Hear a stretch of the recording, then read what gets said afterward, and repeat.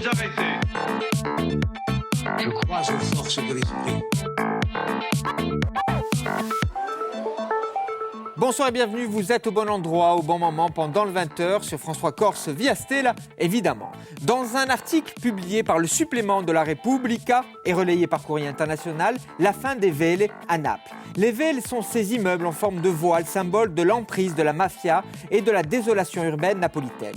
Décor emblématique du film et de la série Gomorra, la destruction de ces tours permettra peut-être une réhabilitation totale des lieux, loin de la misère culturelle, des tueries entre clans rivaux et des trafics de drogue de la Camorra. Quand la rénovation urbaine devient une arme de combat contre la mafia, c'est un article du supplément La Repubblica. Les titres de votre 20h. Brexit, Trump, Fillon, les sondeurs sont-ils définitivement hors jeu? Les regards de l'historien Paul Turquidorian et du sondeur Jérôme Paoli. La culture et le tourisme, deux piliers pour le mécène François Hollandine. Il est l'invité événement de votre 20h.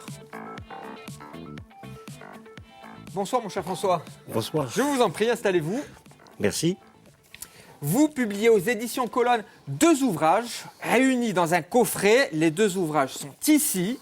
Voilà, qu'on voit bien, je les montre à la caméra de notre réalisateur. Deux ouvrages réunis dans le coffret, le tourisme, la Corse et la culture. Vous avez été l'objet de près de 240 articles en 40 ans. Ajoutant à cela les passages télé, radio, votre présence médiatique fut importante, elle l'est toujours, la preuve, vous êtes ici, en ma compagnie. Alors ces ouvrages proposent des perspectives sur les deux thèmes qui animent votre réflexion au quotidien, le développement de la culture et du tourisme. Et à mon avis, François, il y a une idée qui est le fil d'Ariane de ces deux ouvrages, qui est peut-être même le fil d'Ariane de votre parcours. C'est le volontarisme, mais le volontarisme politique, cette noble idée de la politique, les affaires de la cité. Eh bien, si vous prenez le tourisme, il faut la volonté politique qui cadre, il faut l'adhésion de la population à ce tourisme que les hommes politiques proposent, et il faut le dynamisme des professionnels. S'il n'y a pas la volonté politique, vous avez une adhésion molle, c'est la nôtre, et il y a un dynamisme des socio-professionnels qui se mue en corporatisme. C'est notre cas. Oui, mais quand je dis volontarisme politique, j'ai le sentiment, il y a le tourisme évidemment qui est le pilier, mais je le retrouve aussi dans la dimension plus culturelle, dans votre désir, dans votre façon d'être mécène aujourd'hui en Corse. Vous allez chercher, vous provoquez même les rencontres. Je le sais, on se connaît un petit peu avec ce que vous faites autour du Lazaret Hollandine, nous y reviendrons. Oui. Mais ce volontarisme, vous l'avez chevillé au corps. Le mien. Oui. Ah bien, écoutez, j'espère le vôtre, oui. Oui. J'imagine.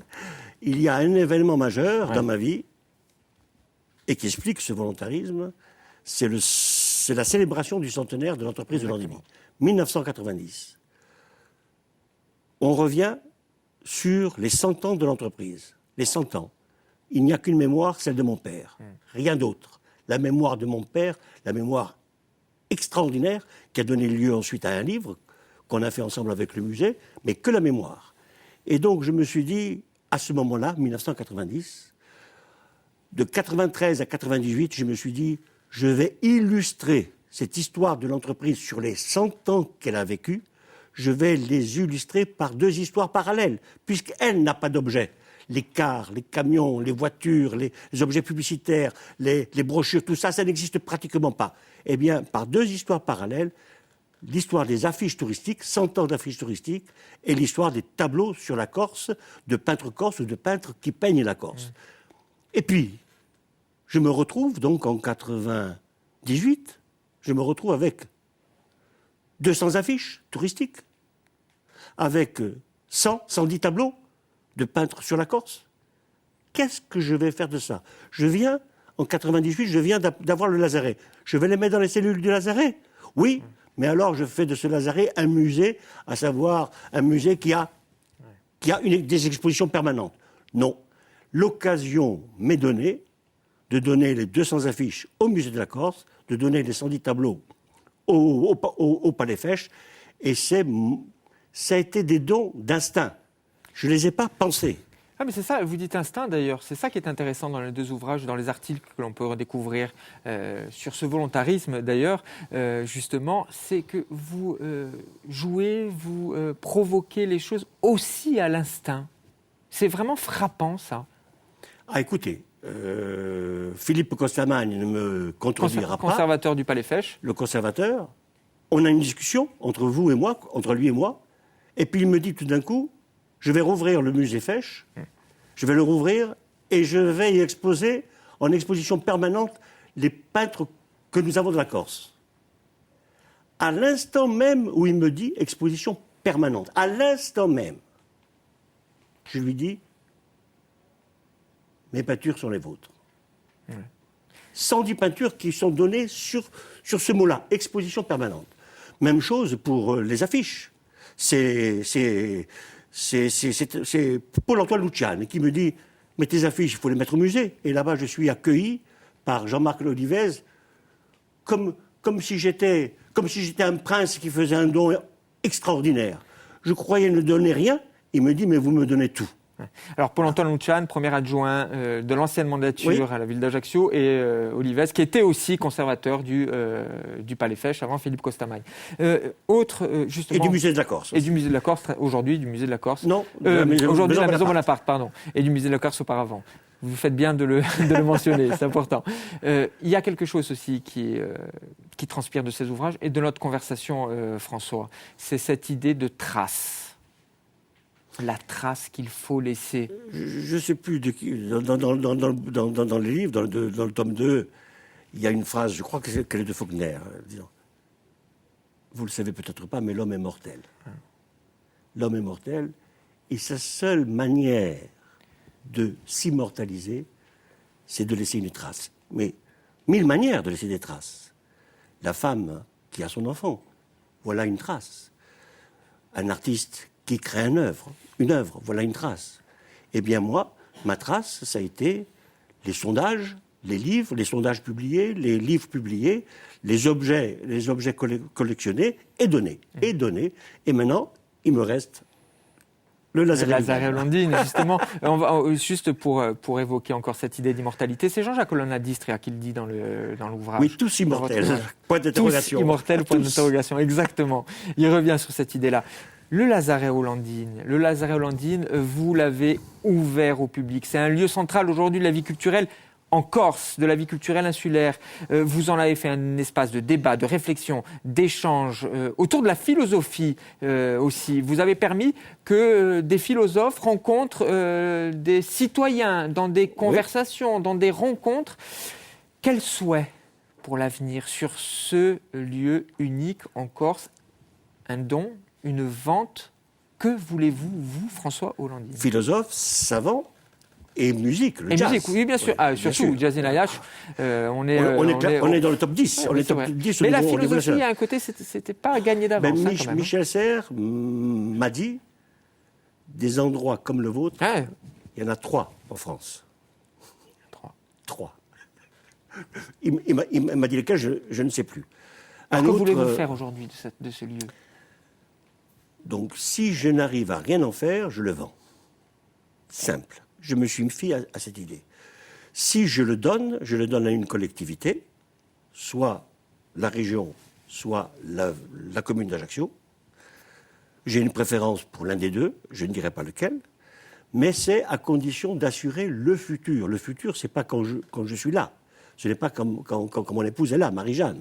C'est après, c'est la trace après. C'est quelles sont les possibilités que ce lieu, une fois donné à une collectivité, ne devienne pas un lieu d'habitation pour qui que ce soit, que ça reste un lieu culturel, d'espace culturel comme aujourd'hui, et là où nous vivons, qu'il soit ouvert comme si ça fait partie du musée. On pourra faire des expositions à l'intérieur de l'espace où je vis actuellement, qui est privé. Oui, vous continuez à vouloir que ce lieu continue à être. Et la trace, c'est quoi? La trace, c'est Lazaret Hollandini, et cette question idiote, mais c'est ça. C'est ça la passion des hommes. C'est malgré l'idiotie des choses, c'est de les vouloir. Ouais. C'est de dire dans 10 ans, dans 15 ans, dans 20 ans, dans 50 ans, il y aura quelqu'un qui va se dire Lazaret Hollandini. Hollandini. Qui c'est? Oui, ils vont tomber sur Hollandini François, mais ils vont tomber sur Hollandini Jean, mon père, sur mon grand-père. Ils vont tomber sur François Pietri, celui de la course touristique. Ils vont tomber sur un monde. L'entreprise de Hollandini, qui a 110, 120 ans, dans 50 ans, il n'y sera plus. Le Lazaret, il sera encore, s'il devient public. Il restera le Lazaret Hollandine. La devise, l'une de vos devises, elle est signée Nietzsche, Amor Fati, ou l'amour du destin. Est-ce toujours le cas? C'est écrit dans votre ouvrage, cette devise. L'amour du destin. Nietzsche disait, aimer la vie, c'est aimer vouloir la revivre à l'identique. Eh bien, malgré toutes les tragédies et toutes les peines qu'on peut avoir, malgré le tragique de la vie, de vouloir la revivre. Eh bien, je dis oui. Amor et Fat, la devise de Nietzsche, elle est l'une des devises de notre invité du soir, François Hollandine. François, c'est passé très vite, ce fut court. Ne bougez pas, je vais remontrer à la caméra ces deux ouvrages, Le tourisme et la Corse, La culture et la Corse, deux piliers pour François Hollandine, deux piliers qui ont animé également le Lazaret, lieu sublime. Il faut aller au Lazaret pour les rencontres de jazz, il faut aller au Lazaret pour voir les peintres, les philosophes, les sociologues, les savants, discuter et les expositions. Évidemment, discuter, bavarder avec l'auditoire, parce que c'est un vrai lieu de vie. Et on espère tous qu'il le restera, mon cher François. Édition Colonna. Édition Colonna, je l'ai dit, évidemment. Ah bon? Oui. 40 €. 40 €. Vous faites tout, vous êtes tout bon. Merci François, à bientôt, merci beaucoup. Ils sont à la fois vilipendés et très utilisés par les médias et par les journalistes. Les sondages ne cessent de créer la polémique, vous le savez. Nous posons la question, les sondeurs sont-ils définitivement hors jeu? Et nous essayons d'apporter des éléments de réponse avec l'historien Paul Tourkidorian et évidemment le sondeur Jérôme Paoli.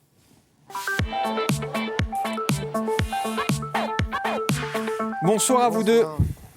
Ah, le sondeur face à l'historien. Oui. L'historien est militant d'ailleurs. Hein.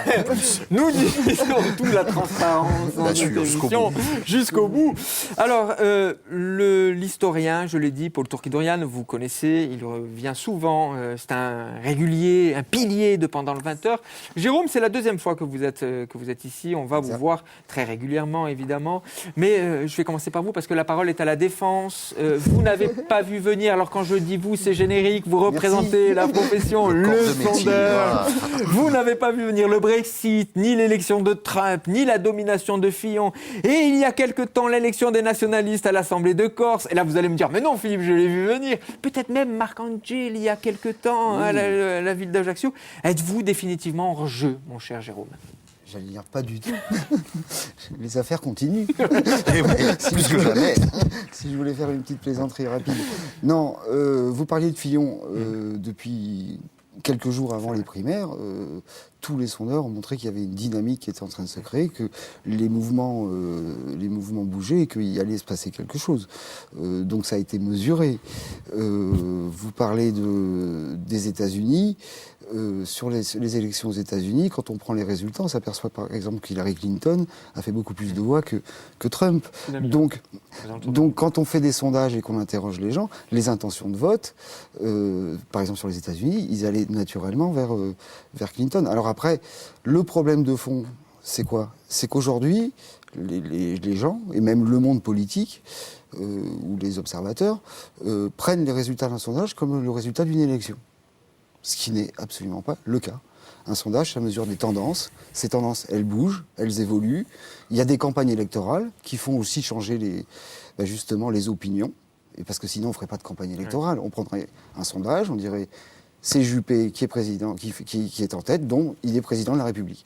Maintenant, il y a des campagnes électorales, il y a des débats télévisés. À la sortie du dernier débat sur les primaires, par exemple, les sondages ont montré que Fillon avait vraiment explosé. Et ça... Oui, de l'avant-dernier débat. Ouais. Sur le dernier, tout le monde a dit c'est Fillon qui a gagné ce débat.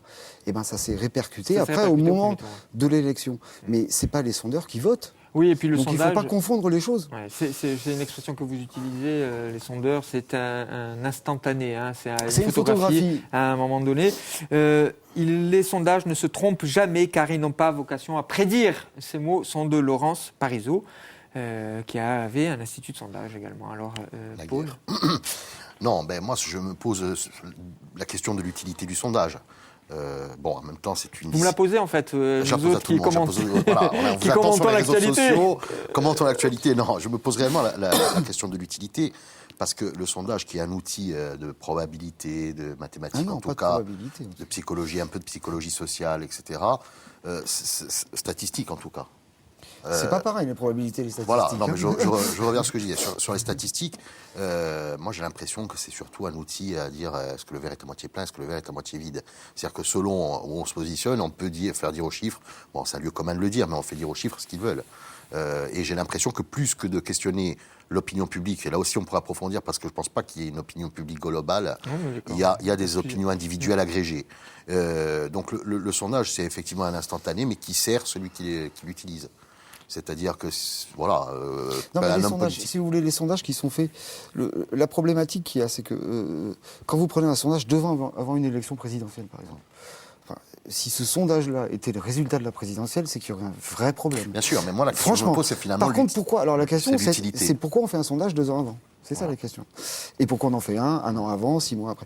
On le fait parce qu'on mesure l'évolution de l'opinion.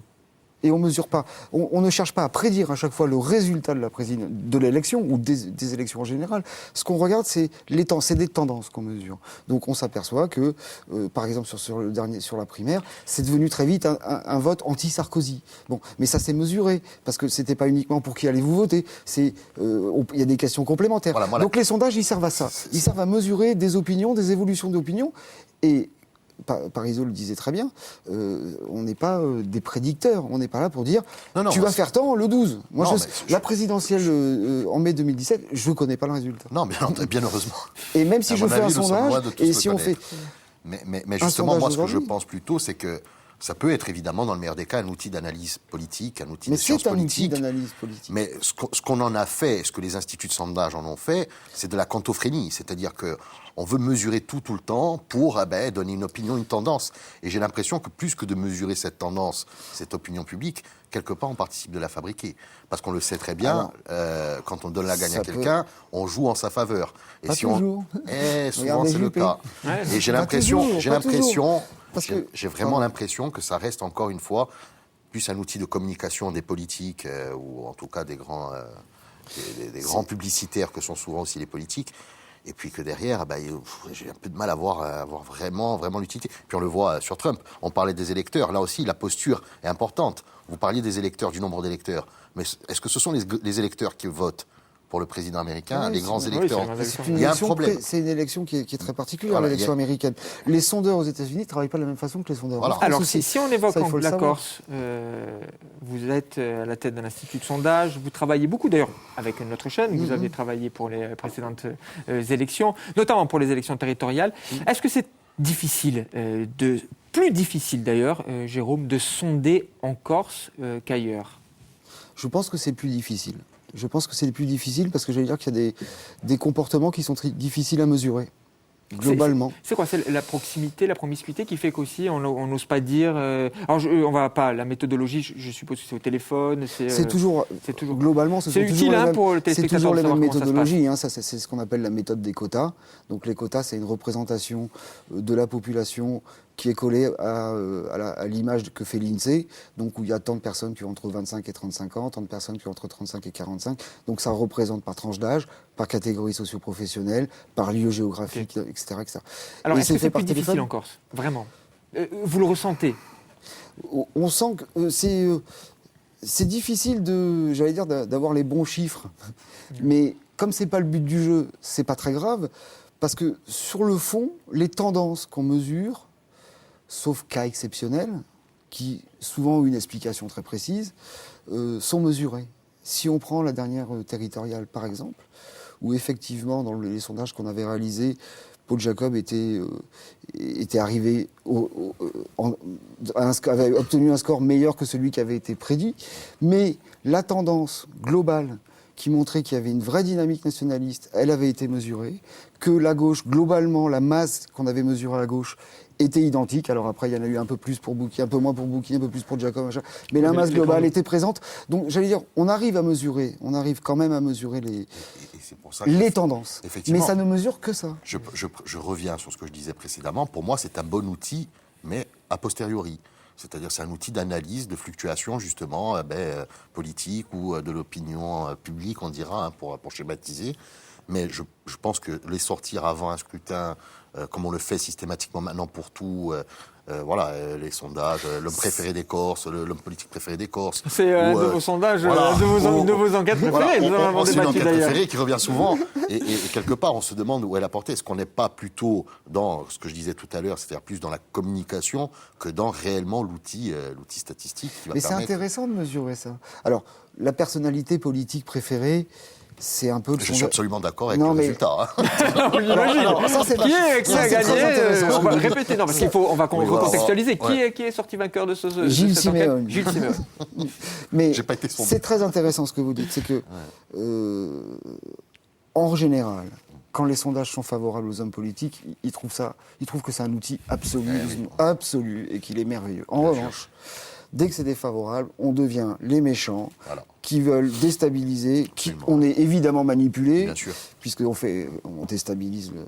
Mais ça, c'est très intéressant. C'est quand ça arrange le politique, tout va bien. Dès que ça arrange plus, on est la pire espèce. Mais c'est quand même intéressant d'avoir des sondages réguliers, comme on en fait par exemple pour le journal. Pour Parole de Corse, c'est le journal Parole de Corse. Où on mesure l'opinion sur les grands sujets. Par exemple, est-ce que les Corses sont favorables à une société d'économie mixte dans le maritime? Pour un homme politique, c'est intéressant aussi, ça devient un outil d'aide à la décision.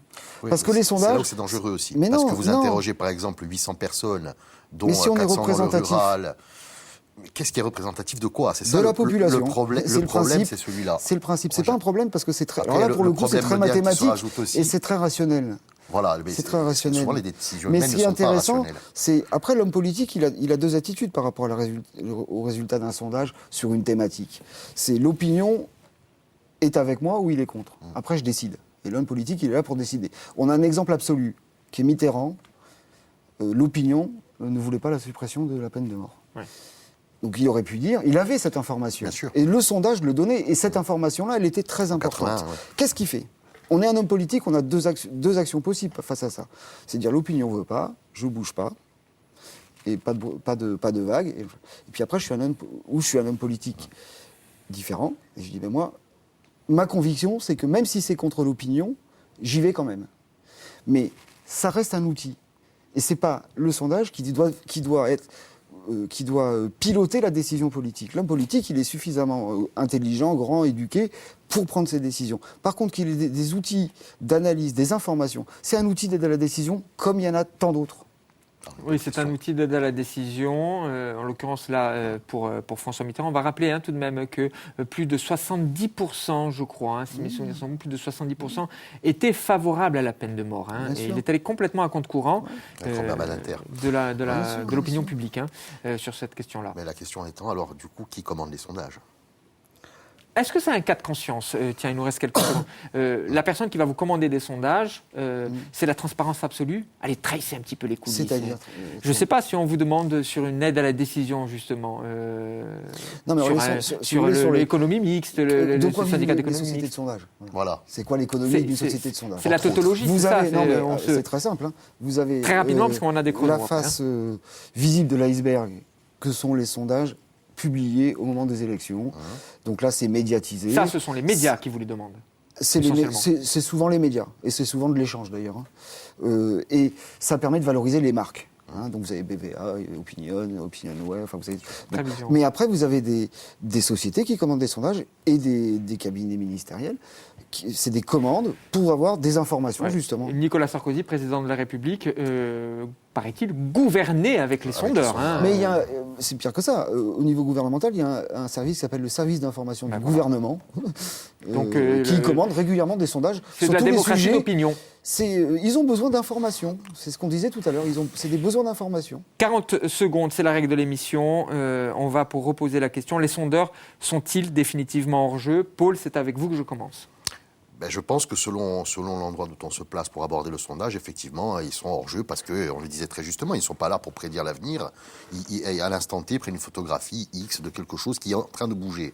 Donc je pense que c'est après coup, c'est après les élections, en l'occurrence, si on parle de politique, qu'il devient intéressant justement d'analyser les résultats et les évolutions des sondages pour voir les tendances, etc. Après, à titre personnel, je pense qu'il n'y a pas d'opinion publique, il y a des opinions individuelles agrégées et que ce n'est pas ni quantifiable ni mesurable et que ça dépend vraiment des individus eux-mêmes et pas des fluctuations massives de pans entiers de la société. Jérôme, 40 secondes. Les sondeurs sont-ils définitivement en jeu? Je devine votre réponse, mon cher Jérôme. Je vais dire non. Non, ils ne sont pas hors jeu parce qu'on revient à la discussion qu'on a eue tout à l'heure, c'est que on est là pour apporter des informations et qui sont après utilisées pour prendre des décisions. Donc on ne peut pas parler hors jeu parce que c'est des outils qui sont devenus naturels et obligatoires pour plein de collectivités, pour des entreprises. Donc là-dessus, il n'y a même pas de questionnement à avoir. Ouais. Après, vous disiez il n'existe pas d'opinion. Si, il existe des opinions. Et même on va aller plus loin, il existe même une opinion corse. Nous qui commençons à avoir fait pas mal de sondages en Corse, on s'aperçoit que les Corses, d'ailleurs c'est le slogan de la société qu'on a créée, c'est parce que les Corses ne pensent pas forcément comme les autres.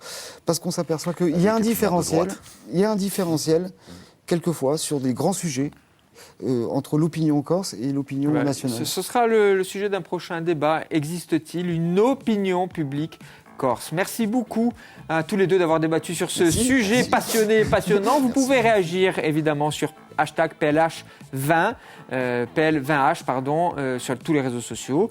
Moi je vous dis à demain, même lieu, même heure, pendant le 20h évidemment.